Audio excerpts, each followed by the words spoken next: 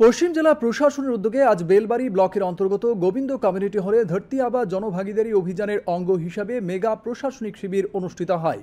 আর এই কর্মসূচির মাধ্যমে সরকারি বিভিন্ন প্রকল্পের সুফল জনজাতিদের মধ্যে পৌঁছে দেওয়ার উদ্যোগ নেওয়া হয়েছে।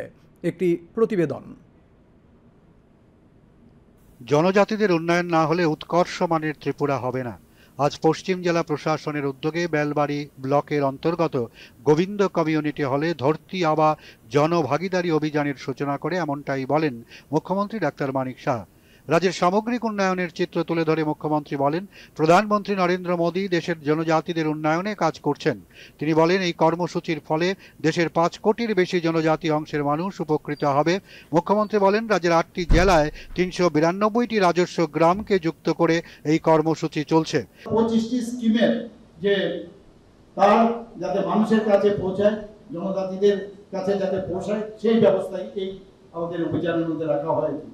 ত্রিপুরা রাজ্যে আমরা এখন পর্যন্ত 8টি জেলায় এবং আমাদের 52টি ব্লকে 392টি যে রেভিনিউ গ্রাম আছে, তার মধ্যে 779টি গ্রাম পঞ্চায়েত ও ভিলেজ কমিটি উপকৃত হবে। আমাদের রাজ্যের 20টি দপ্তর এর মধ্যে ইনভলভ করা হয়েছে।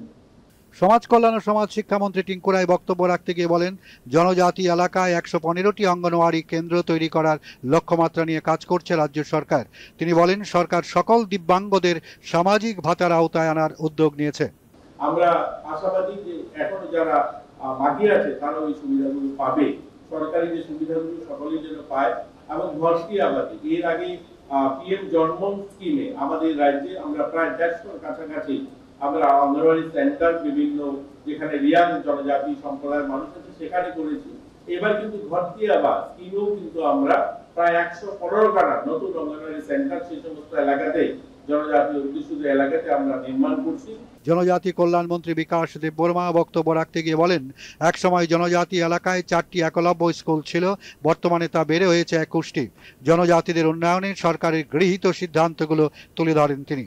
চিনি বড় সুশান্ত থেকে এখন তাই ভুলছো তবে চিনি রাজ্যে জনপ্রিয় মুখ্যমন্ত্রী প্রফেসর ডক্টর মানিক শাহজি তিনি নেতৃত্বে যে সরকার চলিবে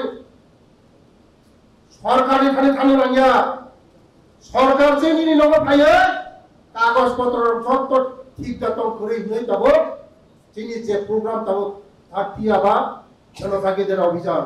অনুষ্ঠানে বিভিন্ন দপ্তরের উদ্যোগে সুবিধাভোগীদের হাতে শংসাপত্র এবং সামগ্রী তুলে দেওয়া হয়। পরে এই উপলক্ষে আয়োজিত প্রদর্শনী মণ্ডপ ঘুরে দেখেন মুখ্যমন্ত্রী।